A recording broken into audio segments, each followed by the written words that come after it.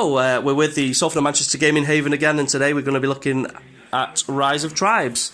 It's a nice, easy, lightweight game, so one of the good things about this game is everything is printed on the boards, so it's once you know the rules, you can just look at the boards and it'll all make sense. So, aim of the game is to get up to 15 points on this track here. The first one to get to 15, the game ends instantly. There's no last round or anything like that. There's two main ways you're going to be getting points. The first way is you're going to be building villages all over the board, and the other way is you're going to be completing goals on these cards. Okay? I'm just going to go through the order of play on there, and then I'll explain exactly what they all mean. So the first one there says score villages. So when it's your goal, you'll score 1 point for every village that you've got out in play. Nice and simple. Obviously, first round, you're going to get no points because you haven't got any villages. In the bottom right corner of your board, it tells you how many resources you need to discard and what types to build your village. So we've not put anything on the board yet, but in a minute we're going to place our meeples down.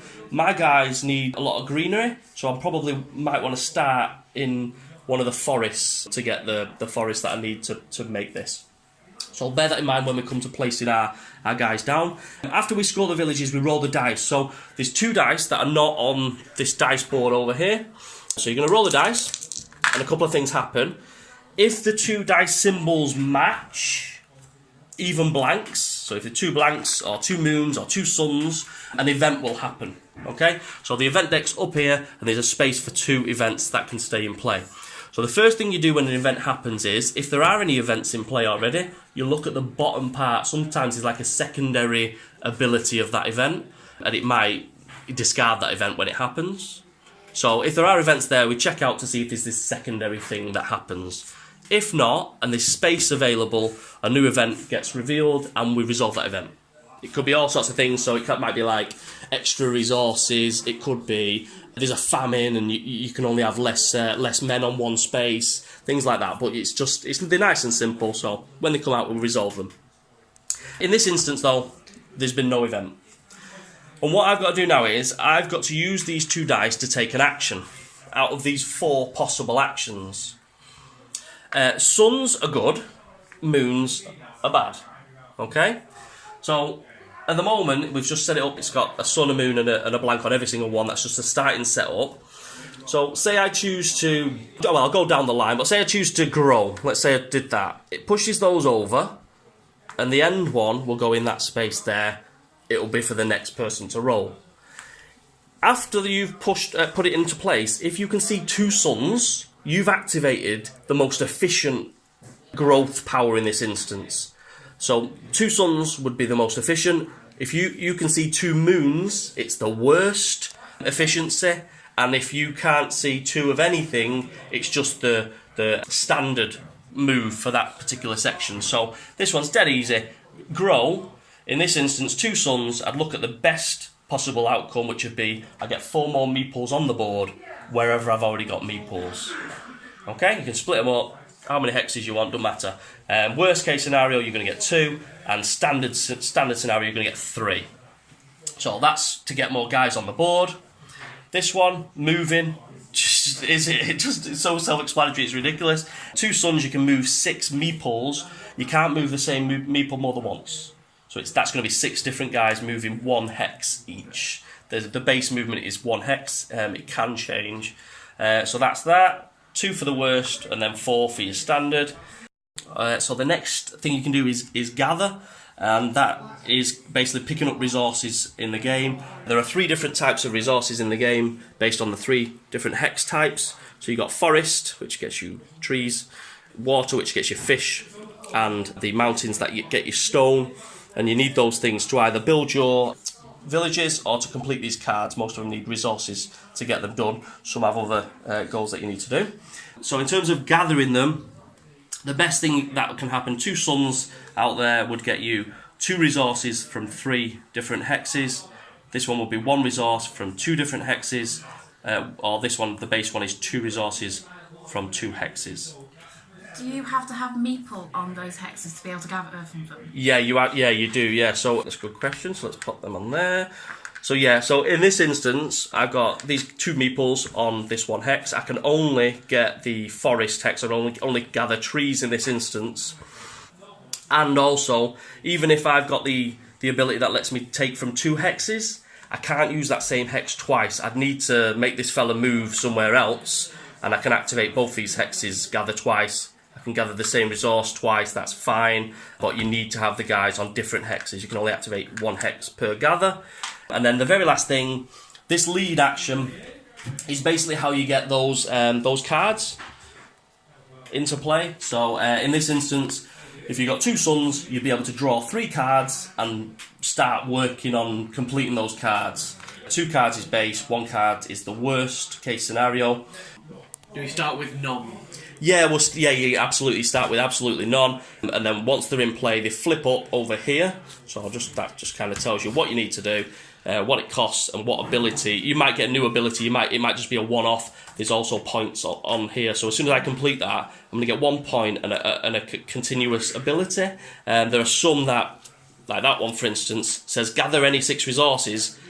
It's 2 points, which is great, but it's not an ongoing ability. So they're all very different, which is nice. Is there a limit to how many uncompleted cards you can have? No, there's not actually, which is strange. I thought there would be because it looked quite silly when you've got lots at the side of your board, but you can have as many in play as you want. There is another thing that comes into play with these, and it activates if you've got villages. So say I've got, let's just pretend I had 2 villages. I have to have some fellas on there. I've not got any fellas, but let's say I had a couple of fellas there to guard my villages. Say I've got 2 villages in play. When you take the lead action, the first thing you can do is discard as many cards that are in play, that you're trying to work on, as you have got villages. So at the moment I've got 2 villages, so if I had 2 cards that I didn't want to work on, I can discard them to the bottom of my pile, replace them first with 2 new ones, and then do the lead action that I activated. So it's just an extra way of cycling through more of your cards, basically, with no real downside to it. What's the point of villages? Villages at the start, the first thing you do is score villages. They get you a point every round. The main way you're going to be scoring points is these every round and these cards, so you do want to be doing that. So that's basically number 3, taking those actions. Number 4, resolve conflicts. This is where basically fights happen, or famine. If you've got, the limit is 5. You can have 5 meeples on any one space. Okay, so if I decided, in my infinite wisdom, to grow my tribe and ended up with 6 on one particular space, and I've not moved them out, you can't have more than 5 there. So one of these will just die and go back to my hand.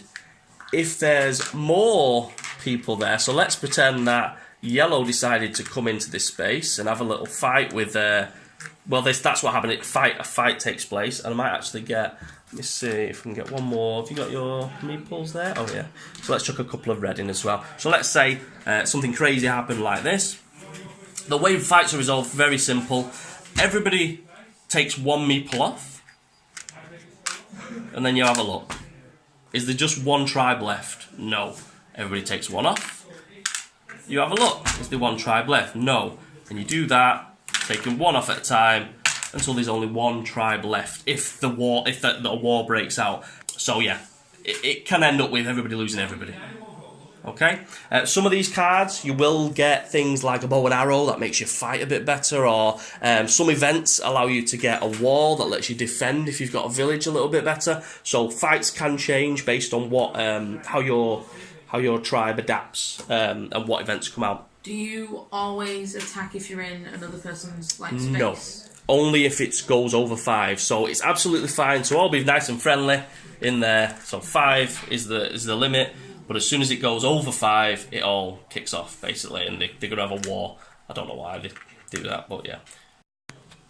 And the very last thing, number 5 on your board, which I just forgot, but I'll just do it quick. Number 5, you build villages and complete your goals. So you can build as many villages as you can afford, not that you would be able to afford many, and as many gold cards as you've completed, you can do that as well.